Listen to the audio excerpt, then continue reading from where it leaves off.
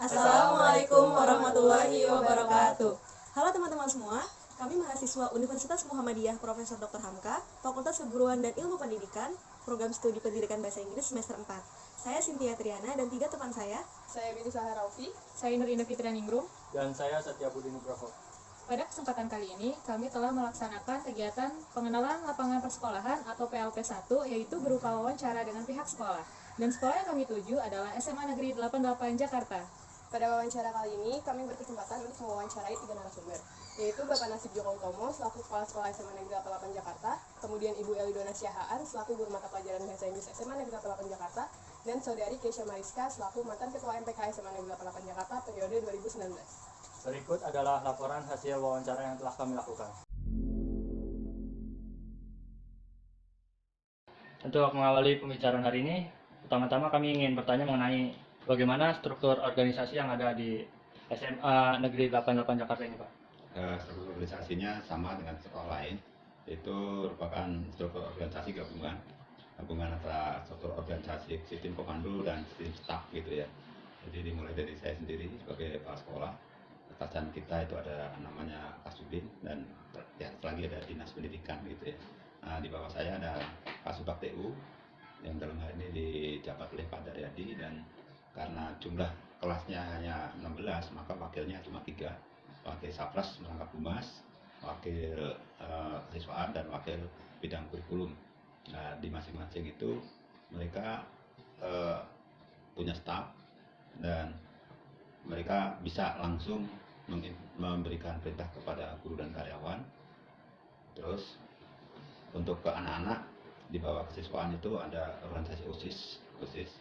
Nah, sebagai pendamping daripada kepala sekolah, di situ ada namanya organisasi peran serta masyarakat, dalam hal ini komite dan lembaga-lembaga peduli pendidikan yang lainnya. Secara garis besar itu strukturnya. Baik Pak, untuk pertanyaan selanjutnya mengenai peserta didik di sini. Bagaimana karakteristik umum yang harus dimiliki oleh peserta didik di SMA Negeri 88 Jakarta, Pak? Ya, karakteristik umumnya yang harus dimiliki, pertama tentu saja beriman dan bertakwa kepada Tuhan Yang Maha Esa atau Allah Subhanahu wa Ta'ala. Yang kedua, cinta tanah air dan semangat kebangsaan yang tinggi.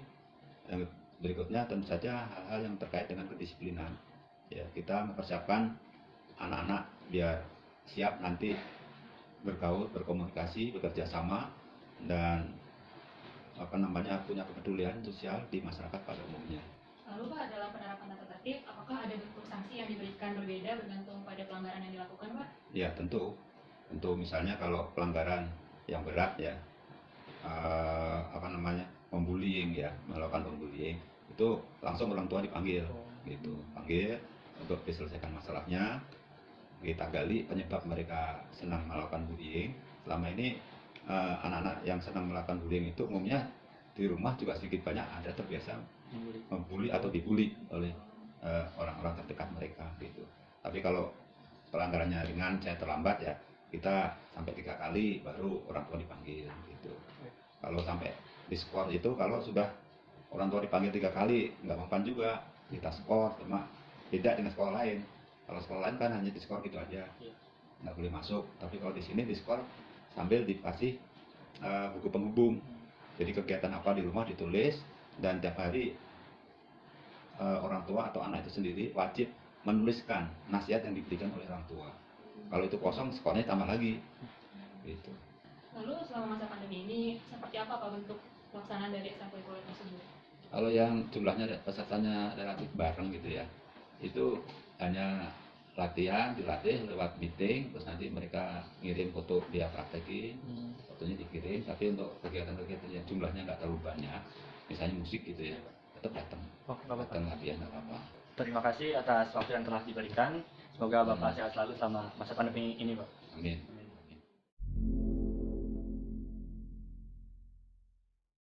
Apakah dalam penerapan tata tertib, bentuk sanksi yang diberikan berbeda bergantung pada pelanggaran yang dilakukan, khususnya dalam kelasnya itu sendiri? Nah, kalau dalam kelas itu kan kita memang acuannya ke tata tertib kan kayak gitu. Tapi kita juga ada lagi kesepakatan. Nah, saya kesepakatannya gini. Kalau saya ini kan saya bukan wali kelasnya. Kamu nggak masuk pelajaran saya, kamu kewajibannya tentu menginformasikan ke wali kelas pasti. Tetapi saya sebagai guru Nah, kalau kamu dengerin ke saya, kenapa? Membangun komunikasi. Nah, jika kamu tidak melakukan, saya akan berikan sanksi sama kamu. Itu berlaku untuk semuanya. Apa ada peraturan yang mungkin masih sering dilanggar oleh peserta didik dalam kelasnya, dan seperti apa bentuk kebijakan atau sanksi yang diberikan atas pelanggaran itu? Nah, tadi kan berkaitannya tadi ya, untuk pelanggaran. Nah, tadi selama kita memang menindaklanjutin anak itu, biasanya berkurang. Apakah ada kegiatan rutin yang biasa dilaksanakan di SMA Negeri 88 Jakarta di luar kegiatan akademik yang berhubungan dengan mata pelajaran bahasa Inggris? Jadi sebelum COVID itu kita ada tutor sebaya.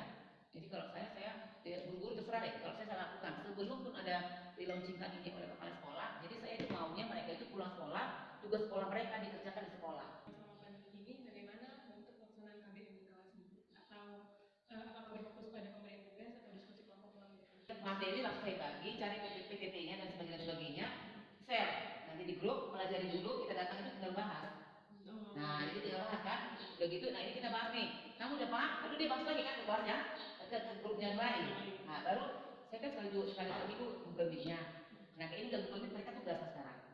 Nah, tugas tadi kan tugas mereka diskusi. Screenshot chat mereka kirim ke saya. Jadi saya baca apa diskusinya. Jadi kalau halo, hai, nggak boleh dong, materi dong. Nah, itu bukti kehadiran buat saya. Apakah ada kegiatan penunjang akademik yang biasa dilakukan di luar sekolah yang masih berhubungan dengan mata pelajaran bahasa Inggris seperti kunjungan ke museum atau study tour? Nah, kami ada kerjasama itu dengan Amerika yang di Pacific itu, Amerika Pacific Place. Nah, di situ ada kedutaan Amerika. Jadi kita itu suatu semester itu mereka mengundang siswa kita. Nanti mereka supaya mengenal tentang Amerika itu, universitas bagaimana, biayanya gratis. Saya cari aja yang bermitra. Mereka jemput anaknya ke sini naik bus, mereka kasih makan juga, mereka tayangan-tayangan. Mungkin nanti mereka diajarkan dengan beasiswa untuk sekolah ke luar negeri, khususnya USA ya, Amerika. Itu yang saya lakukan. Seperti itulah upaya kita untuk meningkatkan pengetahuan mereka. apakah ada kebiasaan-kebiasaan tertentu yang biasa dilakukan sebelum KBM dikasih? Oh, KBM itu kita kan ada literasi kan? Kita kan literasi 15 menit ya, jadi kita suruh baca mereka. Nah, kalau itu di KBM, kalau nggak di KBM itu kami ini sebenarnya sebelum COVID itu bervariasi kegiatan. Hari Senin itu jam 0 itu diserahkan ke kesiswaan. Jadi Senin itu mereka tunggu, kenapa? Minggu pertama pembinaan wali kelas, Senin pertama pembinaan wali kelas, Senin kedua mungkin saja pertama upacara, Senin kedua pembinaan wali kelas, Senin ketiga nanti ada mimbar kreasi. Nah, Senin keempat nanti ada mereka itu dari tutor sebaya di lapangan. Jadi per kelas ini nih, tutornya yang ngomong nih, tutor sana, jadi semua berlalu kelas masing-masing. Itu hari Senin. Jadi Senin ketemu sama anak-anak nih, Jumat. Misalnya Jumat pertama, tadarus bersama. 1 jam pertama itu. Nah, kemudian itu ada nanti misalnya literasi bersama, ada bersama juga. Kemudian itu nanti ada senam bersama, gitu. Jadi Senin Jumat itu hanya digantikan. Jadi fresh kan, gitu ya. Nah kalau pelajaran kita kan dihimbau literasi kan. Nah literasi sebesar 15 menit atau mungkin kita tanya-tanya dulu dong, mungkin dia ada recount atau ada pengalaman-pengalaman, jadi nggak langsung belajar. Kami kan juga ada tadarusan. Setiap pagi tadarusan dulu, di kelas. Jadi 15 menit tadarusan dulu. Jadi yang ini kebaktian, jadi dari kerohaniannya harus. Nanti baru Jumat sekali sebulan tadarusan bersama sana di lapangan. Jadi kalau pagi mesti tadarusan, kecuali hari Senin itu loh. Hari Senin kan itu ada variasi, cuma bervariasi. Jadi Selasa sampai Kamis pas tadarus bersama. Kalau yang progres ya satu kebaktian di satu ruangan, gitu ininya. Jadi itu anak boleh baca dari pusat ini. Jadi mereka dia mungkin Nah, setelah tadarusan Indonesia Raya. Jadi semua dari sentral. Tapi nanti dia pas sudah ada ininya, dirjennya. Nah, gitu. Untuk pertanyaan selanjutnya, apakah terdapat ekstrakurikuler yang berhubungan dengan mata pelajaran bahasa Inggris di sekolah ini? Ada language club kita dulu kan namanya English Club kan. Kalau cuma English Club itu kita susah nanti misalnya mengembangkan bahasa. Ini terkait dengan literasi. Jadi dari tahun ini tahun kedua kita bikin jadi satu kelompok bahasa. Jadi situ ada bahasa apa yang kita pelajari di sini dan dijadikan satu. Sehingga nanti kalau misalnya dia pidato, kita buku bahasa Indonesia sudah ada, bahasa Inggris sudah ada. Nah, walaupun peminatnya umumnya adalah yang bahasa Inggris karena kita bikin language club ya, jadi kumpulan bahasa. Tapi yang berperan aktif adalah anak bahasa Inggris nih. Nah, umumnya ya. Jadi ketika di luar cuma English Club itu pasti yang bahasa Indonesia nya nggak punya komunitas. Itu ada 17 klub itu. Banyak, luar biasa. Memang SMA 8 kan lumayan secara eksklusif lumayan. Jadi kita tuh ada pramuka, itu kan bela negara. Jadi bela negara tuh ada dua, pramuka sama paskibra. Kemudian ada kerohanian, yang berarti kan yang muslim sama yang rotris. Kemudian ada tali sama, ada kesenian, tali sama harus. Ada jurnalis, ada kemanusiaan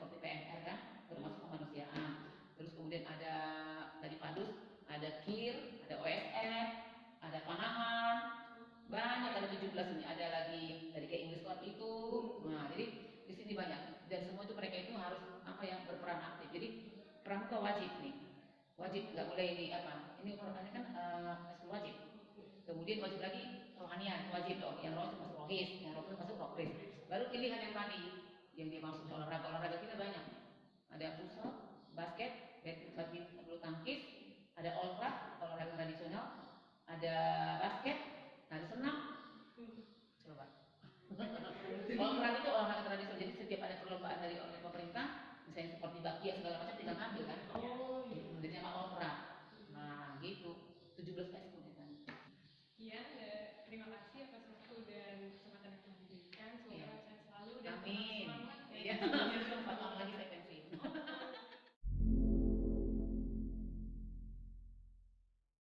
Untuk mengawali perbincangan kita pada siang hari ini, kami akan mengajukan beberapa pertanyaan kepada Keisha. Nah, yang pertama, sebagai mantan Ketua MPK tahun 2019-2020, bagaimana pendapat kamu mengenai tata tertib di SMA Negeri 88 Jakarta?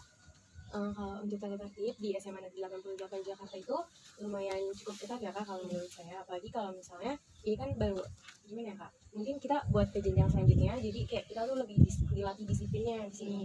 Untuk pakaian, waktu itu sangat ketat sekali Kak kalau menurut saya, karena kayak kita sebagai pengurus aja yang biasa disiplin itu kayak harus terburu-buru gitu Kak. Ya jadi kalau menurut saya ini disiplin tapi ini bagus banget. Apakah pelaksanaan tata tertib di sekolah kamu sudah cukup efektif untuk membangun disiplinan para siswa atau belum? Kalau menurut saya udah cukup efektif banget, karena setiap apapun yang kita lakuin di sini tuh selalu ada konsekuensinya Kak, maupun benar maupun salah gitu. Jadi kalau misalnya kita salah ya udah kita udah dibikin kapok gitu sama apa yang kita lakuin itu.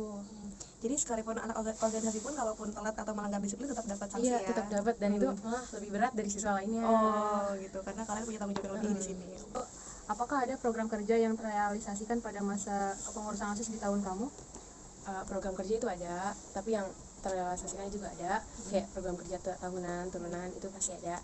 Terus yang dibuat sendiri itu juga ada, tapi ada beberapa karena di pandemi ini yang kayak nggak terjadi.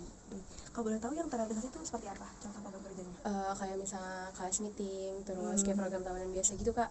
Terus ada waktu itu kayak ada acara bulan bahasa. Itu sih Kak, gitu-gitu aja. Selepas masa jabatan kamu sebagai ketua MPK, apakah ada perubahan yang dirasa menjadi lebih baik maupun sebaliknya? Iya Kak, karena kita kan nggak mau kayak salah pilih buat ke bawahnya. Terus kita juga udah kayak nyiapin gitu kan Kak, oh ini nih kesalahan di tahun ini. Jadi nanti pas ke bawahnya lagi kita kasih tahu nih, Dek, kalian kan udah tahu kesalahan kita di mana, tapi tolong jangan diikutin. Terus kita yang ngasih tahu, cari jalan keluarnya juga biar dia tuh kayak oh terbuka gitu Kak pikirannya. Jadi oh berarti ini kakaknya dulu kayak gini, oh sekarang berarti kita kayak gini. Jadi biar bisa belajar dari kesalahan. Iya. Gitu, Kak. Teman-teman semua mungkin belum pada tahu nih MPK itu apa. Nah coba bisa Keisha jelasin nggak MPK itu apa dan tugasnya itu ngapain? Iya Kak, kalau MPK itu Majelis Permusyawaratan Kelas. Nah biasanya kalau MPK itu tugasnya itu mengawasi OSIS. Bukan hanya mengawasi sih Kak, dia tuh juga kayak membantu OSIS biar kayak nggak kesannya kalau anak MPK itu semena-mena sama OSISnya. Ya, jadi nanti kalau misalnya OSIS yang melakukan kesalahan atau melakukan pelanggaran, itu nanti MPK yang berhak buat sidang mereka atau memberi surat peringatan. Terima kasih untuk Kak Keisha atas waktu dan kesempatannya sudah berkenan untuk kami wawancarai. Sampailah kami pada penghujung sesi wawancara siang ini. Semoga Kak Keisha selalu diberi kesehatan dan sukses terus ya Kak ke depannya. Sekian dari kami, terima kasih atas perhatiannya. Wassalamualaikum warahmatullahi wabarakatuh.